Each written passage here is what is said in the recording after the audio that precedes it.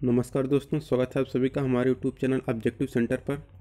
जैसा कि आप लोग देख पा रहे हैं, यह हमारा NPCIL का ऑफिशियल पेपर है, जो कि पेपर सेकंड है। यह फिटर का पेपर है।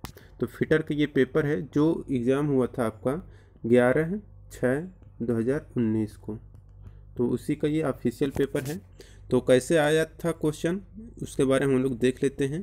तो देखिए, इसके लिए जो समय निर्धारित रहता है, आपको 120 मिनट रहता है और आपका 50 क्वेश्चन रहता है। 3-3 नंबर का एक एक क्वेश्चन रहता है, और एक क्वेश्चन सही होगा तो 3 नंबर दिया जाएगा, और एक क्वेश्चन गलत होता तो 1 नंबर काट लिया जाता। तो यही था इसका पूरा पैटर्न। और क्वेश्चन क्या है, आइए हम लोग देख लेते हैं। यह है ITI फिटर वर्ग सेकेंड STTM के लिए एडवांस पेपर है। तो ये एडवांस टेस्ट 2 है। तो आइए हम लोग देख लेते हैं।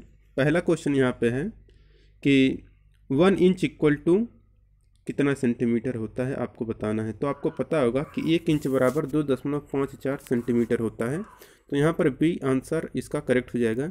देखिए, ये जो हम आंसर बता रहे हैं आपको, यह आपका ऑफिशियली है आंसर की। ठीक, तो ये ऑफिशियल है। तो याद रखिएगा इससे कि ये ऑफिशियल आंसर की हम आप लोगों को बता रहे हैं। तो यहाँ पर 1 का बी आंसर करेक्ट हो जाएगा।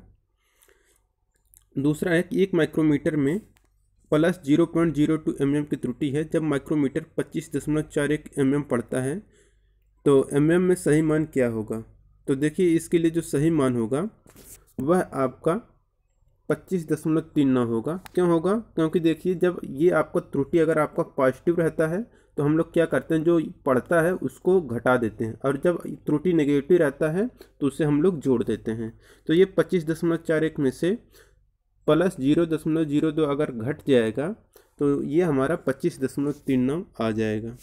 तीसरा है कि V block is use to hold round bar, the V block usually has an angle of. तो वी ब्लॉक गोलाकार छड़ को रखने के लिए इस्तेमाल किया जाता है। ये वी ब्लॉक आमतौर पर कितने एंगल पर बनाए जाते हैं। तो देखिए, ये जो वी ब्लॉक रहता है ये आपका 90 एंगल पर बनाया जाता है। तो यहाँ पर आपका डी आंसर करेक्ट हो जाएगा तीसरे का। तो तीसरे का डी आंसर 90 डिग्री हो जाएगा। वी ब्लॉक 90 डिग्री पर मुड़ा होता है।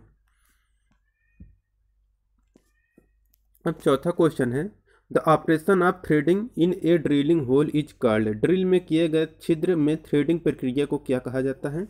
तो उसे हम लोग टैपिंग बोलते हैं।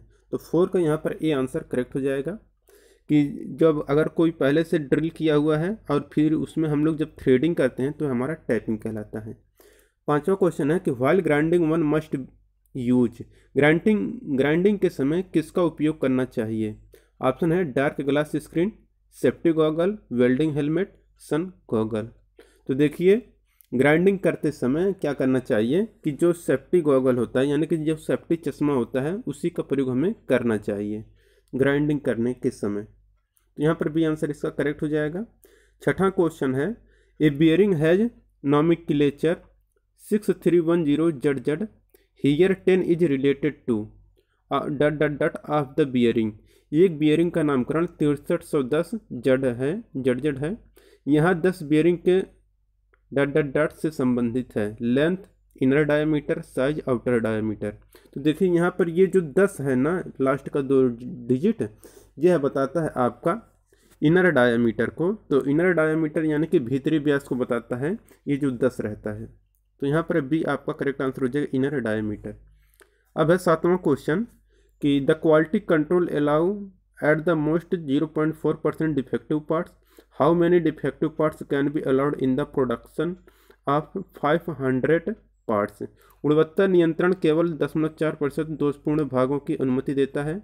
तो 500 भागों के उत्पाद में कितने दोषपूर्ण भागों की अनुमति दी जा सकती है। तो देखिए, अगर 500 है तो 500 का 0.4% कितना हो जाएगा। तो देखिए, ये 500 है गुणे 0.4/100। तो ये 2 जीरो से ये 2 जीरो कट जाएगा, फिर ये 0.4 गुणे 5 कितना आ जाएगा, 2 आ जाएगा। तो 5 चौका 20, एक अंक पे दशमलव लग जाएगा, तो 2 यहाँ पर करेक्ट हो जाएगा। 5 7 का यहाँ पर 2 आंसर करेक्ट हो जाएगा, ऑप्शन नंबर सी। 8वां क्वेश्चन है, the most commonly used standard length of hexa blade is, hexa blade की सबसे अधिक इस्तेमाल की जाने वाली मानक लंबाई कितनी होती है?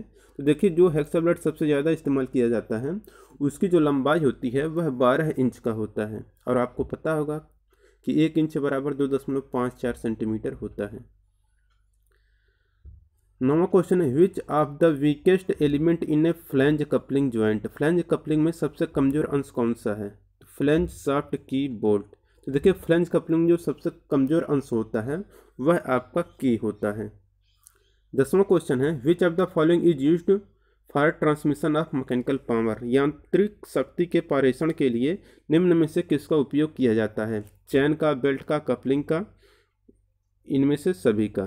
तो देखिए शक्ति पारेषण के लिए हम लोग जंजीर भी यूज कर सकते हैं, बेल्ट भी यूज कर सकते हैं और कपलिंग भी यूज कर सकते हैं। तो 10 का यहाँ पर डी आंसर करेक्ट हो जाएगा, यह सभी यहाँ पर सही हैं।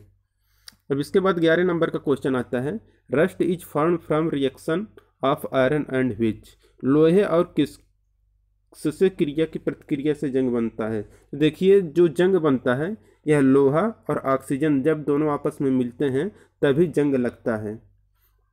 तो लोहे में जंग लगने का यानी कि जो मूर्छा बनता है वही आपका लोहा जब ऑक्सीजन से क्रिया कर लेता है तो आपका जंग बन जाता है। तो यहाँ पर सी आंसर करेक्ट हो जाएगा ऑक्सीजन यानी कि O2। अब है 12 number question the pin of A cross pin hammer is, cross pin हथौड़े की जो पिन होती है वह कैसी होती है? तो देखिए क्रॉस पिन हथौड़े की जो पिन होती है वह आपका हैंडल की ओर क्रॉस में होता है। देखिए हमने हथौड़े पर एक स्पेशल वीडियो बनाया है तो आप लोग उसे यूट्यूब पर सर्च करके देख सकते हैं कि हैमर बाय ऑब्जेक्टिव सेंटर नाम से आप सर्च कर लेंगे, आपको पूरी थ्योरी मिल जाएगी। तो ऐसे सर्च करिएगा आप लोग यूट्यूब पर हैमर बाय ऑब्जेक्टिव सेंटर, आपको फिगर के साथ पूरा डिटेल में वहाँ पर बताया गया है। तो यहाँ पर बी आंसर करेक्ट हो जाएगा, 12 का बी आंसर। 13 नंबर क्वेश्चन है a brass is an alloy of, जो ब्रास होता है, ब्रास यानी कि जिसका हिंदी नाम पीतल होता है, तो पीतल किसका मिश्र धातु है? तो देखिए पीतल जो होता है तांबा और जिंक का होता है। तो ऑप्शन नंबर ऐसा यहाँ पर सी दिख रहा है। इसको रटने के लिए आप याद कर लीजिएगा पिताजी, पिताजी आप लोग याद रखिएगा। जो पीतल होता है यह तांबा और जिंक से मिलकर बना होता है। 14 नंबर क्वेश्चन है 1 mm इज इक्वल टू कितना माइक्रोन? तो 1 mm बराबर होता है आपका 1000 माइक्रोन के। तो 14 का यहाँ पर ए आंसर करेक्ट हो जाएगा 1000 माइक्रोन। तो क्यों देखिए 1 mm इक्वल टू होता है आपका 1000 माइक्रोन। अब इसके बाद है आपका 15 number question a cutting tool used to finish and enlarge a hole is known as, छिद्र को परिसज्जित और बड़ा करने के लिए इस्तेमाल किए जाने वाला कटिंग टूल को क्या कहा जाता है? ऑप्शन है ड्रिल, टैप, रिमर, डाई। तो देखिए जो छिद्र को परिसज्जित और बड़ा करने के लिए हम लोग इस्तेमाल करते हैं टूल, वह टूल होता है हमारा रिमर। रिमर के द्वारा क्या करते हैं उसके आंतरिक सतह को हम लोग फिनिशिंग देते हैं और इसके बाद उसके जो होल रहता है मतलब रहता है कटिंग टूल के द्वारा हम लोग क्या करते हैं उसको चिकना करते हैं। और इसके बाद क्या होता है इसमें बहुत कम मटेरियल का घिसाव होता है, इसलिए इसके जो सरफेस होता है वह अच्छा प्राप्त होता है। तो रिमर द्वारा एक घिसाई प्रक्रिया की जाती है, समझ लीजिए। 16 नंबर क्वेश्चन है the ability of a metal to be draw into wire is a measure of its, धातु को तार जैसा बनाने की क्षमता जो होती है वह किसको बताता है? डक्टिलिटी को, ब्रिटाइलनेस को, मेलिएबिलिटी को, हार्डनेस को, किसको बताता है आपको बताना है। देखिए धातु को तार जैसा बनाने की जो क्षमता होती है वह उसकी डक्टिलिटी को बताता है। तो तन्यता गुण के कारण किसी भी धातु को हम लोग तार के रूप में मोड़ सकते हैं। तो यहाँ पर आपका ए आंसर करेक्ट हो जाएगा डक्टिलिटी यानी कि तन्यता।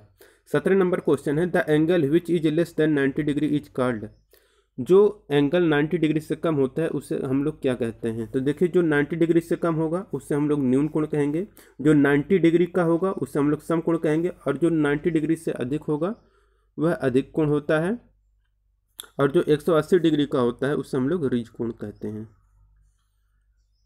तो यहाँ पर 17 का आपका बी आंसर करेक्ट हो जाएगा न्यून कोण। 18 नंबर क्वेश्चन है which among the following unit is the largest unit of measurement of angle, निम्न में से कौन सी इकाई कोण मापने की सबसे उच्चतम इकाई होती है? तो देखिए, अगर आपको एंगल मापना है तो जो सबसे बेस्ट मेजरमेंट होता है वह आपका होता है रेडियन। तो 18 का ये आंसर यहाँ पर करेक्ट हो जाएगा, रेडियन। डिग्री नहीं होता है, याद रखिएगा, जो ऑफिशियल आंसर की है उसमें रेडियन ही दिया हुआ है। 19 नंबर क्वेश्चन है, in grinding wheel specification symbol V represents. Grinding wheel विनिर्देशन में प्रतीक वी किसको बताता है? तो देखिए, जो वी प्रतीक रहता है यह प्रतीक आपका बताता है बाइंडिंग के प्रकार को बताता है कि कौन सा प्रकार है, यानी कि टाइप ऑफ बॉन्ड को बताता है। तो यहाँ पर आपका सी आंसर करेक्ट हो जाएगा। 20 नंबर क्वेश्चन है, which one of the following is primarily A removable type joint. निम्न में से कौन सा मुख्य रूप से हटाने वाला संयुक्त का प्रकार है? तो welded joint, riveted joint, braced joint, bolted joint. तो मुख्य रूप से हटाने वाला जो संयुक्त का प्रकार है वह है बोल्ट ज्वाइंट। तो ये जो क्या होता है, इससे हम लोग बोल्ट ज्वाइंट जो होता है इससे हम लोग आसानी से खोल के हम लोग निकाल भी सकते हैं और इसे अटैच भी कर सकते हैं। तो ये बहुत ही रिमूवेबल टाइप ज्वाइंट होता है, जब चाहे तब इसे कस दें, जब चाहे तब इसे खोल लें। अब 21 नंबर क्वेश्चन है, which one of the following material is used for making a grinding wheel. निम्न में से किस पदार्थ को ग्राइंडिंग व्हील बनाने के लिए उपयोग किया जाता है? Silicon carbide, lead sulphate, sodium chloride, calcium carbonate. तो याद रखिएगा, किसी पदार्थ के जो ग्राइंडिंग व्हील रहता है वह सिलिकॉन कार्बाइड का ही बनाया जाता है। अब है 22 number question, the process of precision grinding of part with loose dust type abrasive is known as. ढीले धूल प्रकार के आकर्षक से सूक्ष्म ग्राइंडिंग प्रक्रिया को क्या कहते हैं? तो देखिए, the process of precision grinding of part with loose dust type abrasive is known as. तो ढीले धूल प्रकार के अपघर्षक से ग्राइंडिंग पहिया जो प्रक्रिया रहता है उससे हम लोग बोलते हैं बफिंग। तो बफिंग यहाँ पर डी आंसर करेक्ट हो जाएगा, बफिंग। कि ढीले धूल प्रकार के अपघर्षक से सूक्ष्म ग्राइंडिंग प्रक्रिया को हम लोग बफिंग कहते हैं। अब है 23 नंबर क्वेश्चन,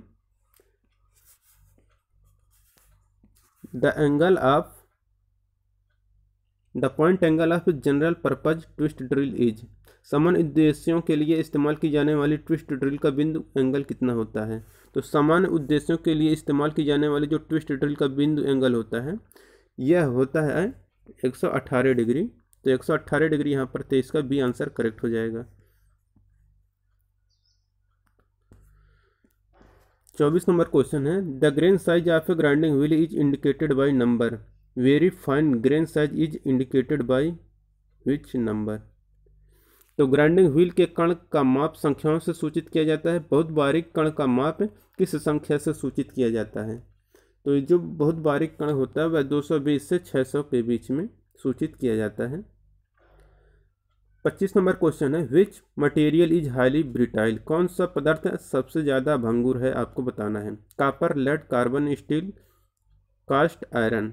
तो जो सबसे भंगुर है यानी कि हाईली ब्रिटाइल है वह आपका है कास्ट आयरन, यानी कि ढलवा लोहा आपका होता है सबसे ज़्यादा भंगुर। 26 नंबर क्वेश्चन है, what is the colour of N oxygen cylinder. Oxygen cylinder का रंग कैसा होता है? तो देखिए, ऑक्सीजन सिलेंडर का रंग काला होता है। तो यहाँ पर भी आंसर करेक्ट हो जाएगा, ऑक्सीजन सिलेंडर का रंग काला होता है। अब है 27 number question, SWG is used for measurement of. SWG का मापने के लिए किसका हम लोग प्रयोग करते हैं? तो SWG किसको मापने के लिए हम लोग प्रयोग करते हैं? तो जो चादर की मोटाई होती है उसको मापने के लिए हम लोग SWG का प्रयोग करते हैं, standard wire gauge.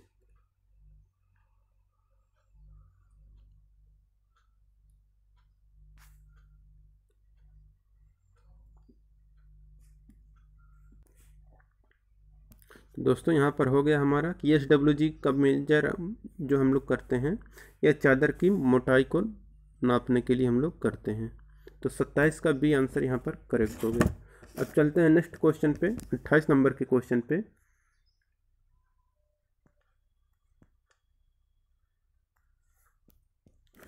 Which of the following can be bent into U shape. U shape में कौन मोड़ा होता है? तो देखिए, या यू आकार में किसे मोड़ा जा सकता है? Cast iron bar, mild steel bar, concrete bar, all of these. तो देखिए, यू आकार में अगर आपको मोड़ना है तो हम लोग मोड़ सकते हैं माइल्ड स्टील को। क्यों? क्योंकि कास्ट आयरन जो होता है यह भंगुर होता है, इससे अगर आप मोड़ने की कोशिश करेंगे तो ये टूट जाएगा। कंक्रीट तो मुड़ेगा ही नहीं, और ये इसमें तो सभी मुड़ेगा नहीं, तो माइल्ड स्टील आपका मुड़ जाएगा यू आकार में। तो आपका यहाँ पर बी आंसर करेक्ट हो जाएगा। अब है 29 नंबर का question, which is generally applied for identification of unevenness of two mating surface. दो युग्म सतह के असमतलता को पहचानने के लिए आमतौर पर किसका प्रयोग किया जाता है? प्रूसियन ब्लू, पेनिट्रांट, और है ए और बी दोनों, नन ऑफ दिस, यानी कि इनमें से कोई नहीं। तो दो युग्म सतह के असमतलता को पहचानने के लिए आमतौर पर जो हम लोग प्रयोग करते हैं वह रहता है प्रूसियन ब्लू। यहाँ पर आंसर करेक्ट हो जाएगा प्रूसियन ब्लू। 30 नंबर क्वेश्चन है, select the most appropriate answer, the least count of vernier calliper is. सबसे उपयुक्त उत्तर का चयन करें जो वर्नियर कैलिपर का अल्पतमांक है। तो वर्नियर कैलिपर का जो अल्पतमांक होता है वह 0.02 mm होता है। तो 0.02 mm यहाँ पर करेक्ट आंसर होगा। Graphite is a lubricant. Graphite किस प्रकार का लुब्रिकेंट यानी कि संहेक होता है? ऑप्शन है liquid, semi liquid, solid, none of this. तो देखिए, जो ग्रेफाइट होता है यह आपका सॉलिड लुब्रिकेंट होता है।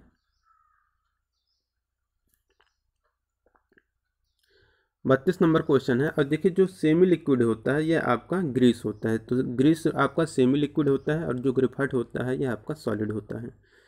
तो 32 नंबर आप क्वेश्चन है, the Bush bearing is generally made of. तो जो बुश बियरिंग होता है यह किसका बनाया जाता है? ब्रोंज का, व्हाइट मेटल का, स्टील का, कास्ट आयरन का।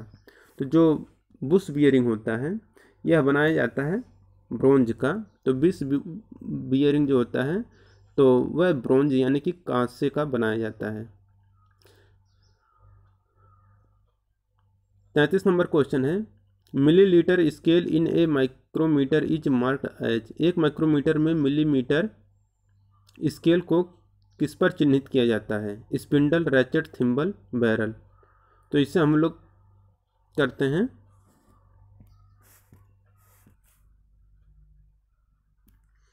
तो यहाँ पर मिलीमीटर स्केल जो रहता है यह माइक्रोमीटर पर, बैरल पर अंकित किया जाता है। तो यहाँ पर आपका 33 का डी आंसर करेक्ट हो जाएगा।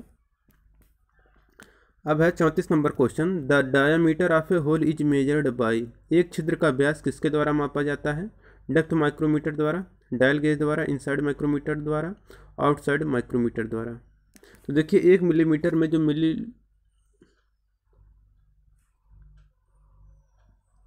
मीटर स्केल पर चिन्हित किए तो वह आपका बैरल होता है। The diameter of a hole is measured by. एक छिद्र का व्यास जो मापते हैं वह हम लोग इनसाइड माइक्रोमीटर द्वारा मापते हैं। तो ये हो गया हमारा कि the diameter of a hole is measured by inside micrometer. अब है 35 नंबर का question, least count of bevel protractor is. Bevel protractor का अल्पतमांक कितना होता है? तो जो बेवल प्रोटेक्टर होता है इसका अल्पतमांक 5 मिनट होता है। 36 नंबर क्वेश्चन है, combination plier are not used for. Combination plier हम लोग किसके लिए उपयोग नहीं कर सकते हैं? कटिंग के लिए, ट्विस्टिंग के लिए, हैमरिंग के लिए, होल्डिंग के लिए। तो कम्बिनेशन प्लायर जो होता है उसका प्रयोग हम लोग हैमरिंग के लिए नहीं कर सकते हैं। तो हैमरिंग के लिए अगर हम लोग यूज करेंगे तो वह टूट जाएगा।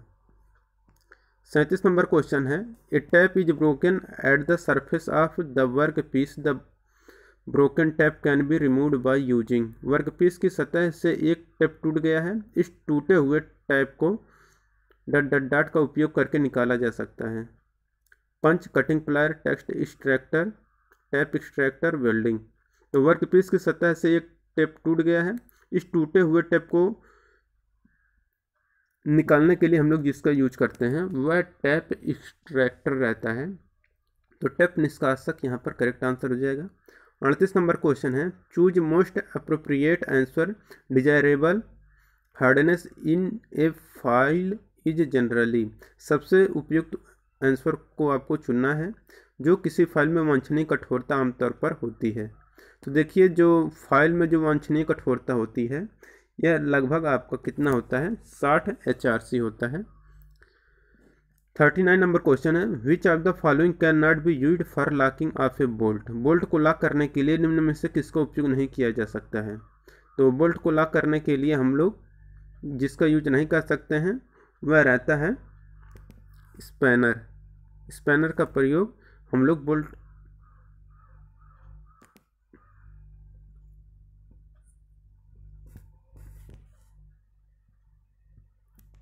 40 नंबर क्वेश्चन है, यह पेंच के समतुल्य है, इसका कोई सिरा नहीं है और इसके दोनों ओर थ्रेड है लेकिन मध्य भाग में थ्रेड नहीं है, इसे हम लोग क्या कहते हैं। तो उसे हम लोग स्टड कहते हैं। तो जो स्टड रहता है वो इस तरह से रहता है, तो इसके साइड पर किनारों पर थ्रेड कटा होता है और बीच का भाग ऐसे खाली छूटा रहता है, तो ये स्टड होता है। 41 नंबर क्वेश्चन है, लैपिंग कंपाउंड नहीं है, which is not a lapping compound. Silicon carbide, aluminium oxide, iron carbide, boron carbide. तो जो लैपिंग कंपाउंड नहीं है वह आपका होता है आयरन कार्बाइड। आयरन कार्बाइड आपका लैपिंग कंपाउंड नहीं है, जबकि सिलिकॉन कार्बाइड, एल्युमिनियम ऑक्साइड और बोरान कार्बाइड ये सब लैपिंग कंपाउंड हैं। तो यहाँ पर सी आंसर करेक्ट हो जाएगी, लैपिंग कंपाउंड आयरन कार्बाइड नहीं है। Feeler gauge is use to check. Feeler gauge का प्रयोग हम लोग किसका इस्तेमाल करने के लिए करते हैं। तो फिलर गेज जो रहता है इसका प्रयोग हम लोग गैप को नापने के लिए करते हैं। तो फिलर दो मेटिंग पार्ट के बीच जो गैप होता है उस गैप को मापने के लिए हम लोग फिलर गेज का प्रयोग करते हैं।